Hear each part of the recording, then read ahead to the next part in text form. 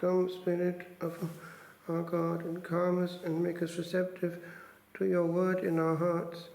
Grant us the grace to listen on every level and to be moved by your promptings, that we may perceive the graces that you want to implant in our soul in this quiet time of retreat. Our life is par excellence cultic, oriented towards praise, ad laudem gloriae majestatis. And so we need to be aware of what we are at. The dialogue with the Samaritan woman comes to a point where we come to this sublime doctrine of the Saviour, indicating that the Father is spirit and he seeks worshippers who worship him in spirit and in truth. So I'm going to look for a few moments this morning at this question of worship in spirit, because in my own experience there, having been brought up in the early years in the Protestant faith, there was essentially only the Word. And because there was only the Word, it was less easy to fool a person. You could see straight away if a person was in prayer or not, because he was doing it himself. And therefore, presumably, every prayer was from the heart. Such is not always the case when we have everything set up for us and we just fit into what is laid before us. We have to add that bit. And it's the bit that perhaps in retreat we need to look at. Am I doing that? Am I engaging?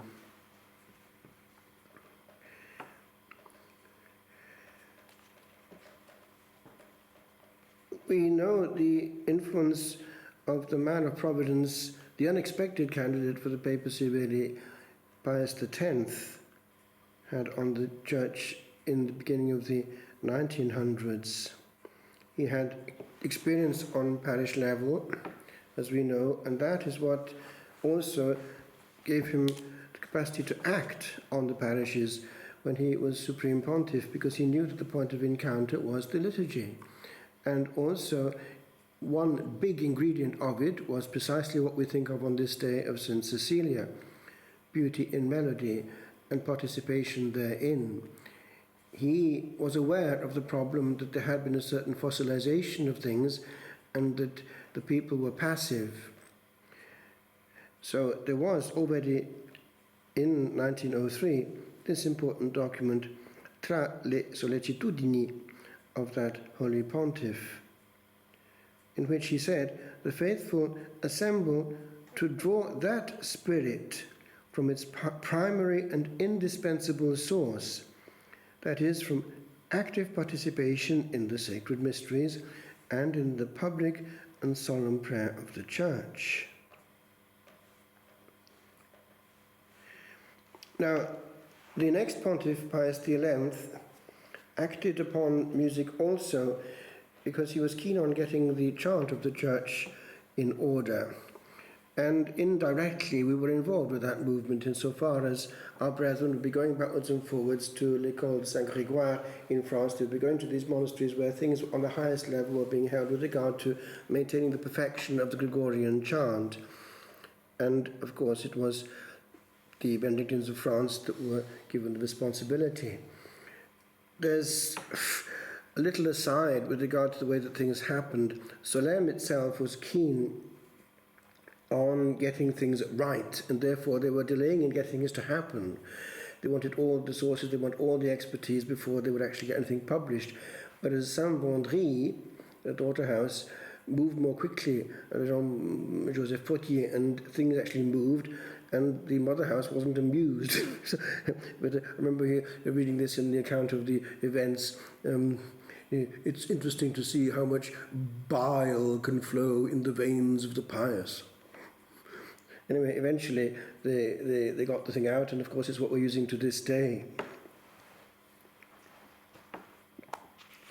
So Pope Pius XI, in the Apostolic Constitution Divini Cultus, wrote in 1928 that the restoration of Gregorian chant for the use of the people would provide the means whereby the faithful, here we quote, the faithful may participate in divine worship more actively. Such participation was to be achieved both by singing and by an appreciation of the beauty of the liturgy which stirs the heart of the worshipper. Now that expression, which stirs the heart of the worshipper, we pick up, who thereby enters into the sacred mysteries. Now we can see here the high language being used and the optic in question. It's to do with the heart. It's to do with letting the person enter into the mystery with all his being at the deepest level. And then Pope Pius XII, first of all in Mystici Corporis in 1943, and then in that magisterial document, Mediator Dei, in 1947, which already had some ingredients for what to be taken up later on by Sacro Sacrum Concilium. Pope Pius XII used the term, this question of active participation, but carefully insisted that true participation was not merely external, but consisted in a baptismal union with Christ in his mystical body, the Church. Now, still before the Council itself, but in the full movement of what is in the air, the liturgical movement, we have in 1958 the Sacred Congregation of Rites issuing the instruction De Musica Sacra, which is actually really the last big magisterial one which has come as a whole block of doctrine on the question, which has it all together, which distinguished several qualities of participation. So, let's listen to them at these levels. The Mass of its nature requires that all those present participate in it, in the fashion proper to each. This participation must primarily be interior, that is, union with Christ the priest, offering with him and through him. Now here we already see the massive responsibility that we bear as celebrants, because we have the responsibility of bringing the people of God into an experience, into an encounter. So we must disappear in a cloud of something greater. The Ars Celebranti, dear to Joseph Ratzinger. But the participation of those present becomes fuller, plenior, if to internal attention is joined external participation, expressed, that is to say, by external actions, such as the position of the body, genuflecting, standing, sitting, and so on. Ceremonial gestures, or in particular, the responses, prayers, and singing. Now, I'll make a little parenthesis here.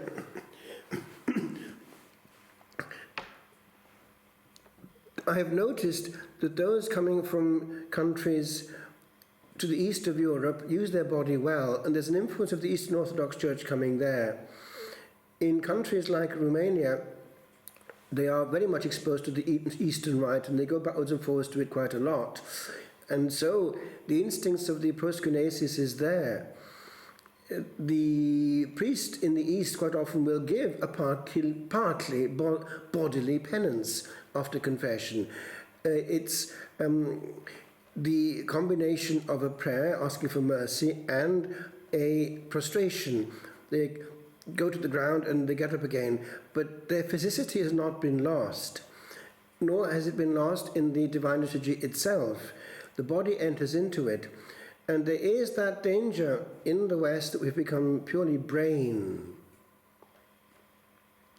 And it has been recuperated to some extent in the charismatic renewal. I was quite moved in the mid-80s in France, coming across some of the most beautiful celebrations of Holy Mass I've ever seen. Hundreds of young people in great harmony and beauty, and the body certainly entered into it. I felt this was something authentic but daring, but there was an authenticity about it.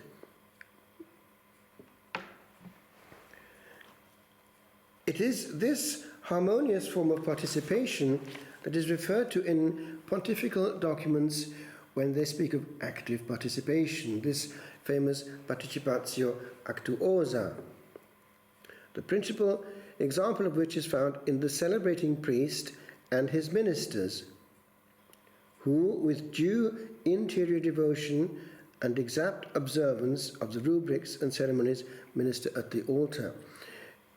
Now, we notice here that the priest is not left alone, but is presumed to be with ministers. We're blessed in the Latin Mass that we have on a Sunday to have little people around us, very young sometimes, 4, 5, 6, but the little angels, and they spontaneously fit in. And that's when the Lord can speak to their pure hearts and call them. The word in Italian for an altar boy is cherichetto, a little cherich, and that's where the vocations came from. And certainly they are open at that grace, and they listen to whatever you tell them, and they certainly pick up things. They're very much aware of the presence of the angels.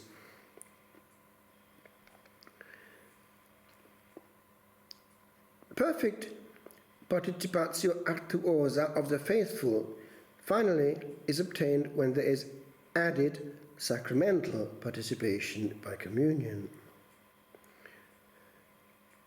Deliberate participatio actuosa of the faithful is not possible without their adequate instruction, and we know how true that is.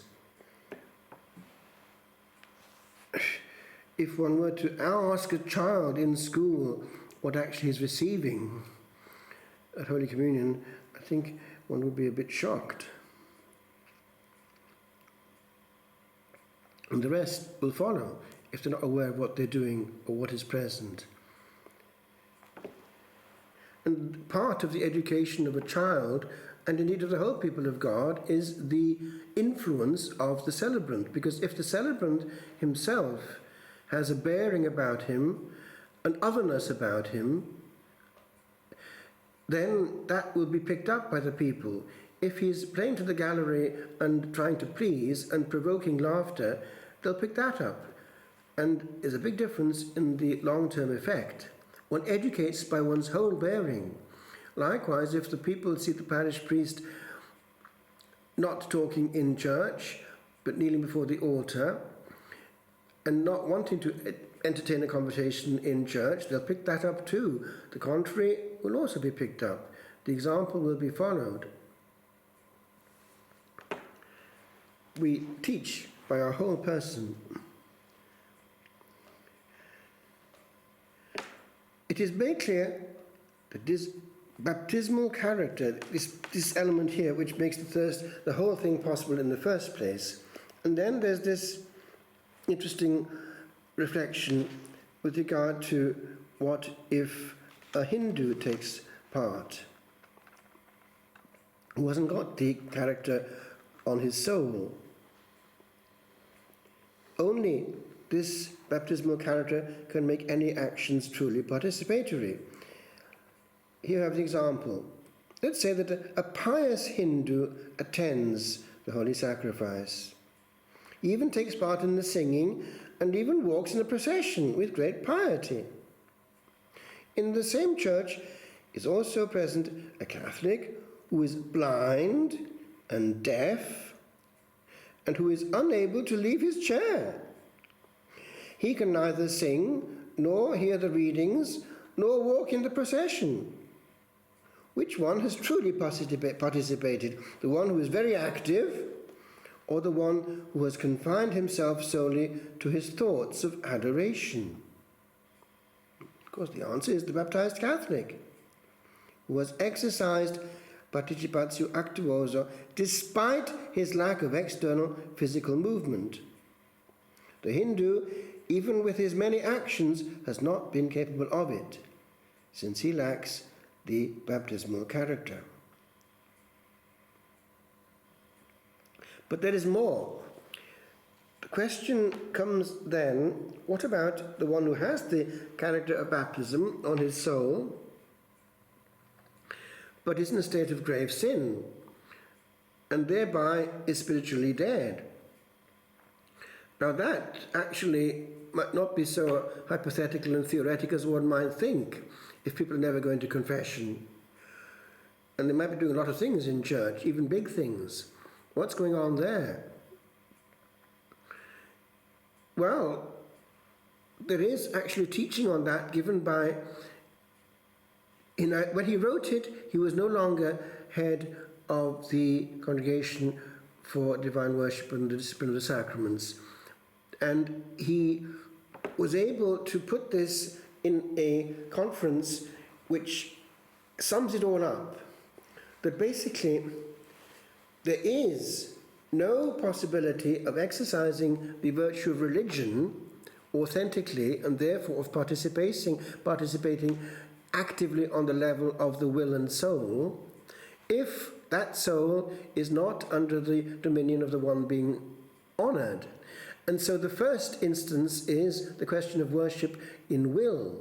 And therefore the person who is not under the divine will, but is switched off spiritually, cannot participate actively in authentic worship until that is fixed, which is an important bit of teaching, because it's massively out there. And no matter of external excellence, even for instance in guiding a choir to produce beautiful angelic music, can take the place of being in the divine will in a state of grace. The first worship is that of the creature, recognizing the rights of the Creator. And therefore we have precisely spirit and truth. Another thing to be looked at is the question of the way that in practice we obtain excellence in church. It can happen, alas, very easily in the case of having young people in church who might be serving, who might be sometimes not entirely well behaved, and they can be badly hurt by the reaction of this one or that one, especially if it's the priest. Now that's not helpful, because the whole of worship has to be in the atmosphere of worship. Therefore, adoration in spirit and truth involves the atmosphere that we create. It can happen especially in communities which are doing a lot of it together, for instance monasteries. One can sometimes lack charity badly so as to get the thing right. All must be done in the spirit of the one that we're adoring. But then, with regard to, for instance, the case of producing musical excellence, we can get to a situation where it can, if we're not careful, be self-defeating, that all the attention goes to that perfection. Now, on two levels that can happen. In a community where the liturgy is very much looked after well, and to get there everything has to be in order, and when it's not happening, one gets this noise coming. That's the classical thing that one hears in monasteries. But one also gets worse, and where this is happening excessively, the whole spirit has become ritualism, where the attention is given not to the Lord being honoured and adored, but to what surrounds it. So there has to be a balance and a perspective which is not lost. Likewise, music. Now, that's the easiest one in which it can be the centre of attention. And when that happens and it goes overboard, we have a situation where the choir expects a round of applause at the end of the celebration, which is actually self-defeating, because they've become the centre of attention and the Lord has not been honoured. But in that, there are problems. Even after Dies Irae, Dies Illa. Oh no, what next? Yeah, Pope Joseph Ratzinger, when he was a simple cardinal, he had more freedom to write, and he mentioned when he was in some place somewhere, there was a wonderful liturgical mime of the Kyrie imploring mercy, and at the end, tongue-in-cheek, he was more free before he became Pope. And he also had words to say about those who insisted everyone had to sing everything in church, impeding those who wanted to pray. And he was very sensitive to what musical excellence was. But the point I was getting at was this. I've heard of cases where you had very good choirs, but where there was scandalous behaviour going on a personal level. There was one choir I know about in Italy where they had very high quality music, but the choir master was having affairs in the choir. I mean, it's not being seen, but the result was that not once but twice, a young girl in the choir was having an abortion, and this kind of thing, all in an atmosphere where great musical beauty was being created on a Sunday. So this is obviously showing that we can get away with it and not realise how nonsensical it is if we don't understand what we're at. So this then is something that if we're in responsible positions we can look at, because sometimes I found myself one has to, of course, encourage anything that might be good and so on. But I found that there's a huge advantage in having on a Sunday things that people already know and doesn't distract. Everyone knows the Missa de Angelis, and they participate. And there's no performing, it's just for God. So there's a certain automation which helps, that one doesn't think about what one is doing, but one goes into a certain automatic pilot, and then one is free to concentrate on the Lord. Also, if one has the choice of hymns in celebrations in the vernacular, it's quite often good if people know certain things by heart and not having to get books out at all. We're now in a situation where quite a few things are known by heart, at least the principal part of hymns, and they can be sung just like that spontaneously. But simple is actually authentic quite often because it sets us free for God interiorly. The whole question of having to fiddle for books sometimes is very distracting. We're living in a time actually where we have quite a lot at our fingertips if we have travelled a bit. I'm thinking of the likes of what's come out of Taizé. The Taizé chants are very good. They can be used to Holy Communion things, and they maintain an atmosphere basically with eyes closed. Especially if one has some young people who go into harmony, it's very beautiful. So using what's out there and using who's out there. A lot depends on having people who have a certain finesse, who are able to do things for us, who are competent in the domain. But if they're people of prayer, it's far better, because then the optic is correctly maintained. So the question then is, does the expression which has come into English as active participation actually mean what people have thought it meant over these last years since the Second Vatican Council?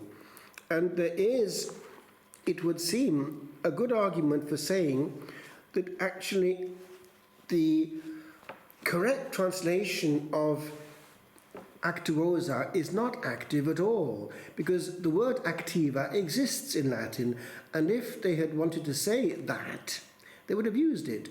The word actuosa is a deeper, more dynamic word, and the equivalent in England would be something like engaged, interiorized, and that would perhaps be something to be looked at if one is talking about the whole question to lay people, that the nuance in actuosa needs to be looked at to give a correct understanding, because in practice it has consequences. We have before us a parish situation or a group situation, for instance a prayer group who meets regularly. What do? The optic is enthroning Jesus the High King, creating an atmosphere for each other. And by the way, charismatics are very good at that. They know how to maintain a chant gently for a long time while there's prayer going on. This is something that also should have an influence on liturgy, because the whole notion of shortening, especially the most sacred moment of Holy Communion, by using extraordinary ministers more than they need to be used, and therefore minimizing what could be a prolonged time of healing for the whole parish by gentle chant, rather than hurrying this beautiful moment, is something that pastorally has an effect. Because when I was an altar boy in school days, Holy Communion took about 10 minutes, and all the priests of we had 6 priests in the parish, and about 4 of them would come out to visit Holy Communion, but only them. But nevertheless, the music was sustained, and the people also would sing, and it was a very, very good moment. In recent times, there's been a tendency to just get it over in about 2 or 3 minutes with extraordinary ministers. Well, it's been taken the place of, for instance, that goes now into notices, church notices, and even applause and laughter at the end. Have we gained anything? So these are things that are being looked at concrete to see what participatio actuosa really means. Giving people that opportunity to meet the Lord with all their being. And therefore a choir or a community which is able to produce harmony is a gift for the people of God. It creates an ambit in which God is free to act, because God acts also on the level of the emotions, as we know. Because think of all the people who have been touched by beautiful music in church. The people of culture who have no faith sometimes are deeply warmed by a beautiful celebration. The wayward Augustine was moved to tears when he went to the cathedral in Milan hearing the psalmody. And on we could go ad infinitum. These are moments also of evangelization, creating a place where God and man meet in the language of God, which is beauty and otherness.